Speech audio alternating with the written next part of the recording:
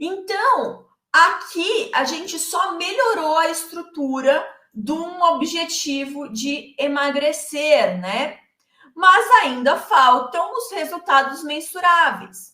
Então, quando a gente fala de emagrecimento, né, de um processo de reeducação alimentar, o clássico que a gente consegue mensurar é o nosso peso. Então, um dos resultados-chave que a gente tem pode ser reduzir 5 quilos em 3 meses. E aí, a gente vai precisar saber, a gente vai precisar subir na balança no primeiro dia e saber enxergar ali quanto eu estou pesando agora. Para daqui a 3 meses eu saber se eu atingi esse resultado, se eu desci 5 quilos ou não. Mas, se você já passou por um processo de reeducação alimentar, com certeza você já ouviu o profissional, nutricionista, médico, seja lá quem for falando, que o quilo propriamente dito, o peso corporal, é o que menos importa no processo.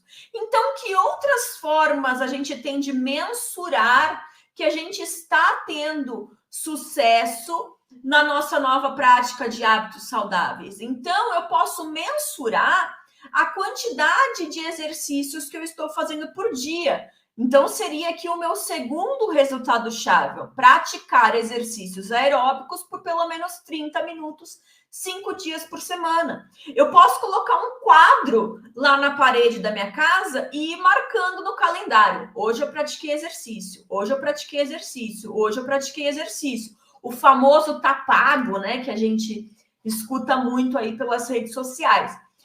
Então, você consegue enxergar que você está tendo progresso. Por quê? Porque você começou sabendo que você não fazia exercício nenhum, que você era uma total sedentária que ficava o tempo inteiro com a bunda no sofá. E aí você agora enxerga que você está se exercitando, mesmo que os seus quilos não tenham baixado.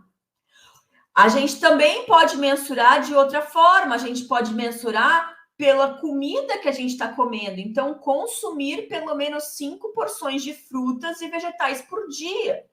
Eu posso colocar lá um outro quadro na minha parede da minha casa e ir marcando. Comi uma banana, foi a primeira porção de fruta. Comi alface no almoço, foi a segunda porção de vegetal.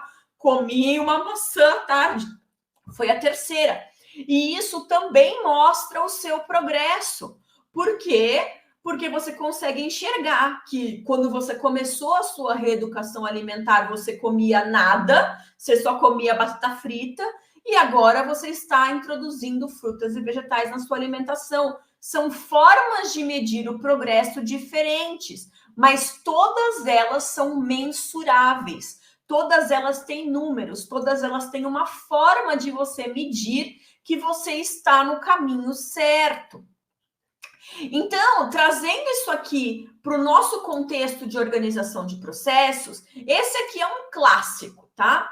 Então, tem lá a meta: organizar os processos de atendimento ao cliente. A gente já viu que isso não é muito bom, então a gente reestruturaria essa meta aí, né?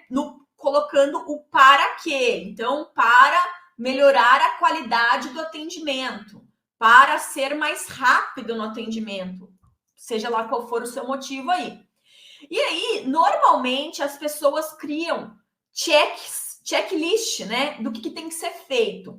Então, aí, né, o item 1, criar um quadro Kanban até o dia 10/4. A gente está aqui em dia 25 de março. 2, organizar os documentos. 3, fazer uma apresentação para a equipe. Isso aqui são atividades, não são resultados-chave. E você vai ter que fazer isso aqui sim, tá? Inclusive, quem é meu aluno, isso aqui são atividades que estão lá dentro do meu curso. Vai ter que criar um quadro Kanban, vai ter que organizar os documentos, vai ter que fazer uma apresentação para a equipe. Só que isso por si só faz você se perder no meio do caminho. Porque você não entende, ou você até entende, mas a sua equipe não entende por que estamos fazendo isso. Porque isso importa. E aí é óbvio que quando a gente não entende o porquê isso importa, a gente não dá muita atenção mesmo. Então a equipe vai falar: para que isso? Por que essa pessoa maluca, essa louca que entrou aqui na empresa agora tá querendo fazer isso? Encher meu saco. Do jeito que estava antes, estava bom. Porque não entendeu o porquê isso importa. Então, estabeleça primeiro o porquê isso importa. E essas atividades vão ser feitas, mas você vai precisar mensurar isso de alguma forma para mostrar que os resultados dessas atividades estão vindo. Então, ó, outro exemplo que eu trouxe aqui. Vamos nos concentrar em melhorar o nosso fluxo de trabalho. Então, fluxo de trabalho, para quem não sabe, é sinônimo de processo, tá? Para aumentar a produtividade da equipe.